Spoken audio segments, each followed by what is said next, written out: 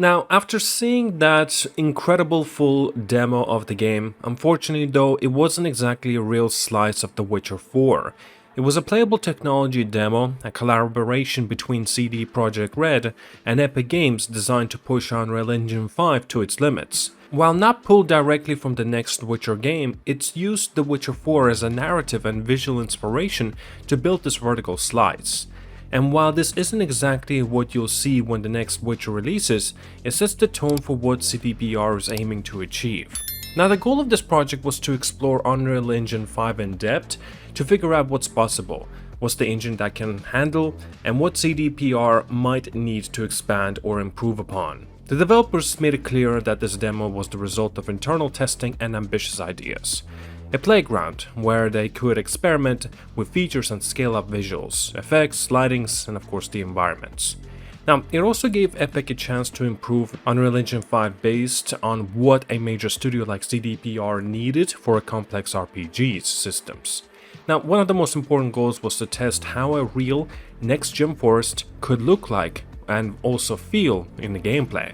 CDPR didn't just want it to be dense and full of trees, they wanted the entire environment to be rich, dynamic and alive. Forests are expected to play a major role in The Witcher 4, so the team focused heavily on making sure every single detail, down to the smallest leaf, was reactive, dynamic and tied to the world system like lighting, weather and the time of day.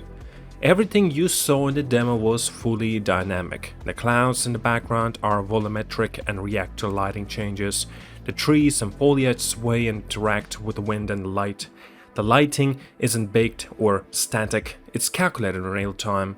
The demo was designed to feel alive, where every object moves, reacts, and contributes to immersion. Now, the team said outright they didn't want the world to feel like a screenshot. It had to move, it had to breathe. Now, from the technical point of view, the level of detail was extreme. Nanotechnology allowed CDPR to create incredibly sort of detailed models without the usual performance cost. Lumen handled the lighting in a way that's much more realistic than baked light maps.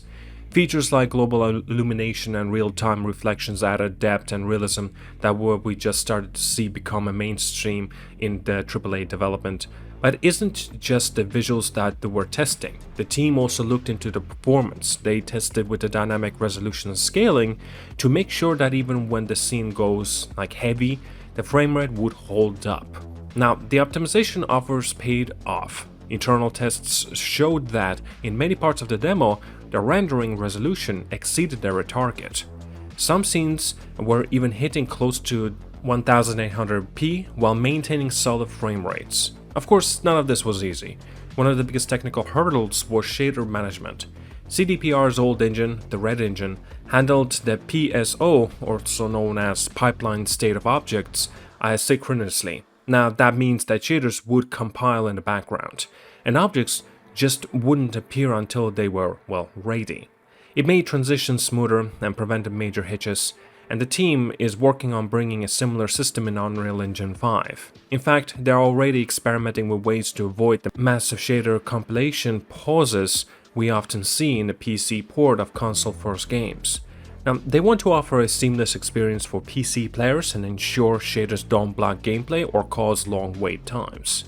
Now, this connects to CDPR's ongoing commitment to the PC community. While consoles are indeed important, the studio started out as a PC developer. They still take pride in delivering high-end experiences to PC gamers. They stress that if someone is paying for high-end hardware, they want the game to take full advantage of it, not a stripped-down version with limited features. Now, at the same time, they're also aware of the challenges in scaling the game down to weaker hardware like Xbox Series S. They haven't begun fully optimizing for it yet, but they are prepared for it. The team openly admitted that getting 60 FPS on Series S will be extremely difficult. They are approaching it carefully, focusing first on building out the high-end version of the experience and then seeing how far they have to scale it back down without compromising core gameplay and the visuals. Another challenge the team talked about the balancing freedom and control in art direction. Some studios like ID Software limited the number of shader artists can use to keep the performance predictable. CDPR prefers to give artists more freedom, which means the engine team has to find ways to manage that complexity efficiently.